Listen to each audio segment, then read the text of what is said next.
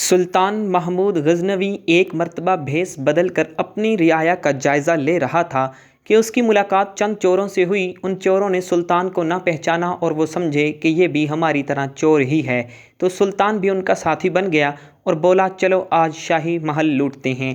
بسم اللہ الرحمن الرحیم۔ محمود غزنوی اپنے باپ سبکتگین کی وفات کے بعد 26 برس کی عمر میں سن 387 ہجری میں غزنی افغانستان کے تخت حکومت پر مطمئن ہوا۔ اس کے ہندوستان پر متعدد حملوں کا ذکر خوب بڑھا چڑھا کر کیا جاتا ہے۔ سیکولر طبقے کے نزدیک وہ ایک لٹیرا تھا جس نے ہندوستان پر حملے کر کے مندروں سے سونا لوٹا۔ اس کے علاوہ اس کے عہد کو غیر مسلموں کے خلاف شدت پسندی کے عنوان سے بدنام کیا جاتا ہے۔ محمود غزنوی پر ایک الزام شراب خوری کا بھی لگایا گیا ہے۔ اس واقعے کا ذکر مؤلف شعر العجم نے کیا ہے۔ شعر العجم میں واقعہ لکھا ہے کہ سلطان محمود غزنوی کو جو ایاز سے محبت تھی، اگرچہ حد سے زیادہ تھی لیکن اس میں ہوس کا شائبہ نہ تھا۔ ایک دن بزم عیش میں باد و جام کا دور تھا۔ محمود غزنوی خلاف عادت معمول سے زیادہ پی کر مست ہو گیا۔ اسی حالت میں ایاز پر نظر پڑی۔ اس کی شکن در شکن زلفیں چہرے پر بکھری ہوئی تھیں۔ محمود غزنوی نے بے اختیار اس کے گلے میں ہاتھ ڈال دیے لیکن فوراً سنبھل گیا اور جوش تقویٰ میں آ کر ایاز کو حکم دیا کہ زلفیں کاٹ کر رکھ دے۔ ایاز نے فوراً حکم کی تعمیل کی۔ سلطان محمود غزنوی کو 3 شبہات تھے۔ پہلا شبہ اس حدیث کی صحت کے متعلق تھا کہ علماء انبیاء کرام کے وارث ہیں، واقعی حدیث ہے یا نہیں۔ دوسرا شبہ قیامت کے بارے میں تھا کہ قیامت واقعی آئے گی یا نہیں۔ تیسرا شبہ اس ضمن میں تھا کہ حقیقت میں سبکتگین میرا باپ ہے یا نہیں اور میں اس کا بیٹا ہوں یا نہیں۔ ایک رات محمود غزنوی قیام گاہ سے نکل کر اپنے ساتھیوں کے ہمراہ شاہی شمع روشن کیے ہوئے کہیں جا رہے تھے کہ راستے میں انہیں ایک ایسا طالب علم ملا جو دیا جلانے کے لیے روغن نہ ہونے کے باعث اندھیرے میں بیٹھا اپنا سبق یاد کر رہا تھا۔ جب کتاب میں دیکھنے کی حاجت ہوتی تو قریب میں ہندو کے چراغ کے پاس جا کر دیکھتا اور واپس آ جاتا۔ محمود کو اس نادار طالب علم کی حالت پر بڑا رحم آیا۔ ترس کھا کر انہوں نے وہ شمع دان جو فراش سے اٹھا رکھا تھا طالب علم کو دے دیا۔ جس رات یہ واقعہ پیش آیا اسی رات خواب میں محمود غزنوی کو جناب حضور اکرم صلی اللہ علیہ وآلہ وسلم کی زیارت نصیب ہوئی۔ سرور کونین صلی اللہ علیہ وآلہ وسلم نے محمود سے فرمایا، اے ناصر الدین سبکتگین کے فرزند، خداوند تعالی قیامت میں تجھے ویسے ہی عزت سے نوازے جیسے تو نے میرے ایک وارث کی قدر کی ہے۔ اس جواب کے بعد سلطان غزنوی کے سارے شبہات دور ہو گئے، کیونکہ جو اللہ کے نبی صلی اللہ علیہ وآلہ وسلم نے فرما دیا تھا اس سے بڑی تصدیق اور کون کر سکتا تھا۔ ہندوستان میں سومناتھ کا مندر پورے ہندوستان کے لوگوں کا مرکز تھا۔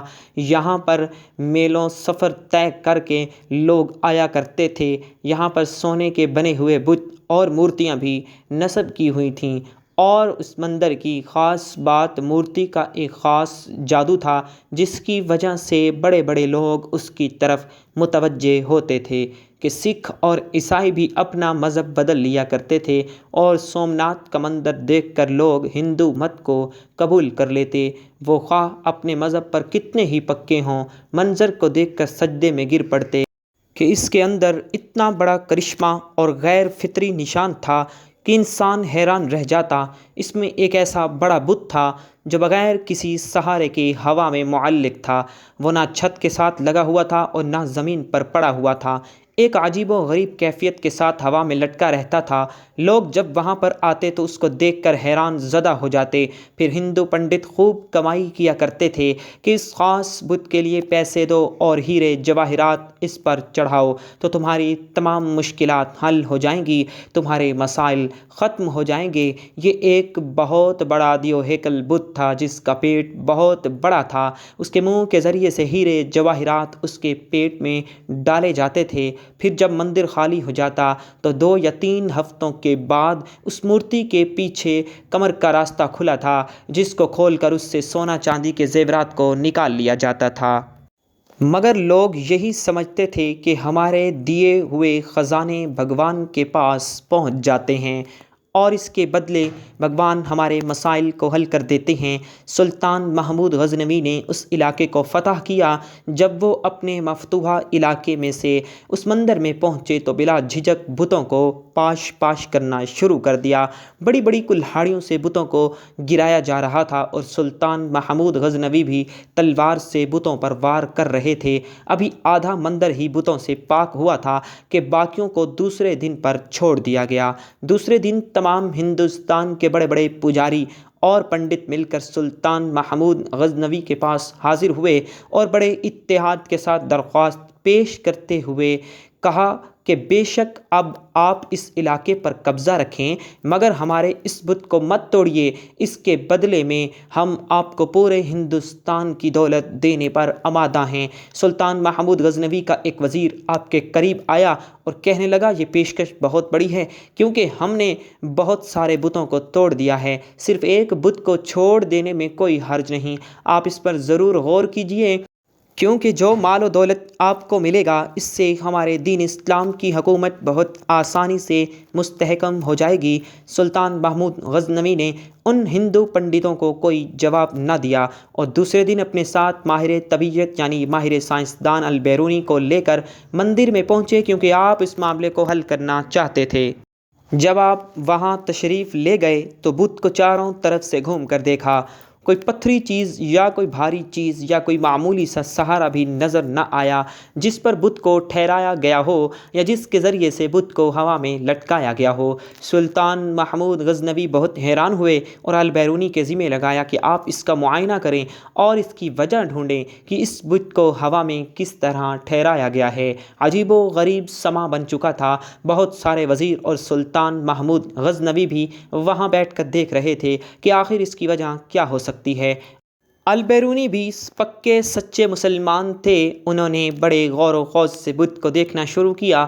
قریب جا کر بت کو چھو کر بھی دیکھا اور چاروں طرف سے بغور دیکھتے بھی رہے۔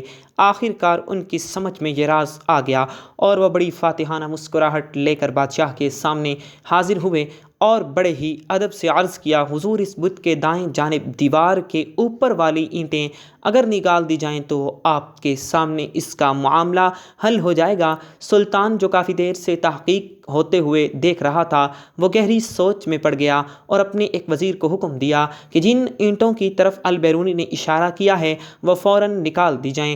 جب وہ اینٹیں نکلی تو بت کا راز فاش ہو گیا، کیونکہ دائیں طرف والی دیوار سے اینٹیں نکالی گئیں تو وہ دائیں جانب سے زمین کی طرف جھک گیا۔ ابھی وہ زمین پر گرا نہیں تھا مگر اس کی ایک سائیڈ بالکل نیچے کی طرف جھک گئی۔ یہ چیز پہلے سے بھی زیادہ حیران کن تھی۔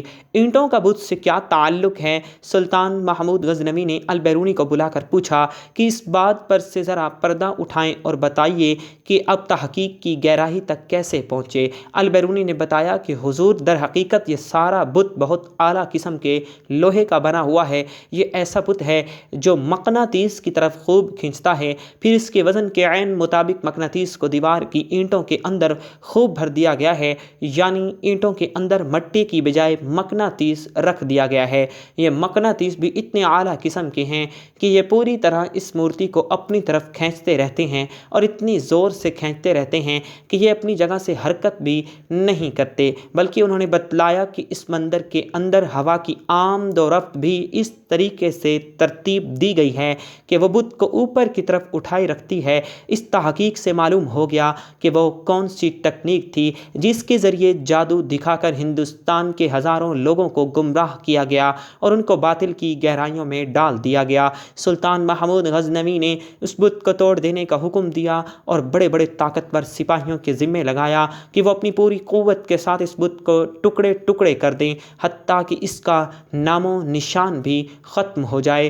سلطان محمود غزنوی کے زمانے میں شہر میں چوریاں زیادہ ہونے لگیں تو چوروں کو پکڑنے کے لیے شاہ نے یہ تدبیر کی کہ شاہی لباس اتار کر چوروں کا سا پھٹا پرانا لباس پہن لیا اور شہر میں گشت کرنے لگے۔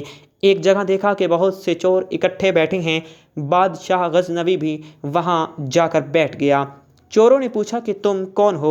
बादशाह ने कहा कि मैं भी तुम ही जैसा एक आदमी हूँ। चोरों ने समझा कि ये भी कोई चोर हैं। उन्होंने कहा कि हम लोग माहिरीन फ़न हैं, कोई आम चोर नहीं हैं। तुम अपना कोई हुनर बताओ, अगर तुम्हारे अंदर कोई हुनर होगा तो तुम्हें शरीक करेंगे, वरना नहीं। बादशाह ने कहा कि आप लोग क्यों घबराते हैं? आप लोगों में चोरी की जो सिफ्त हुनर और फ़न है, मेरा हुनर अगर उससे ज़्यादा पाना तो मुझे शरीक करना, वरना भगा देना। चोरों ने कहा कि अच्छा अपना हुनर बताओ। बादशाह ने कहा कि मैं बाद में बताऊंगा, पहले तुम लोग अपना हुनर बयान करो। एक चोर ने कहा कि मेरे अंदर ये फ़न है कि मैं ऊंची से ऊंची दीवार फांद कर मकान में दाखिल हो जाता हूँ, चाहे बादशाह का किला ही क्यों ना हो। दूसरे ने कहा कि मेरी नाक में ये खासियत है कि जहाँ ख़जाना मदफून होता है, मैं मिट्टी सूंघ कर ख़जाना बता देता हूँ कि यहाँ ख़जाना है। जैसे मजनू को खबर नहीं थी कि लैला की कब्र कहाँ है, कब्रिस्तान जाकर हर कब्र को सूंघा, जब लैला की कब्र की मिट्टी सूंघी तो बता दिया कि लैला यहाँ है। मौलाना फरमाते हैं कि जो मौला के आशिक हैं वो भी मिसल मजनू की हर मिट्टी को सूंघते हैं, और जिस खाक में मौला होता है तो वो सूंघ कर बता देते हैं कि इसके कल्ब में मौला है। अल्लाह के आशिकीन अल्लाह वालों के चेहरे से, उनकी आंखों से, उनकी गुफ्तगू से पता पा जाते हैं कि ये दिल साहिब निस्बत है। तीसरे चोर ने कहा कि मेरे बाजू में ऐसी ताकत है कि चाहे कितनी ही मोटी दीवार हो, मैं घर में घुसने के लिए उसमें सुराख कर देता हूँ। चौथे ने कहा कि मैं माहिर हिसाब हूँ, PhD मैथमेटिक्स हूँ, कितना ही बड़ा ख़जाना हो चंद सेकंड में हिसाब लगाकर तकसीम कर देता हूँ। पाँचवें ने कहा कि मेरे कानों में ऐसी खासियत है कि मैं कुत्ते की आवाज़ सुनकर बता देता हूँ कि कुत्ता क्या कह रहा है।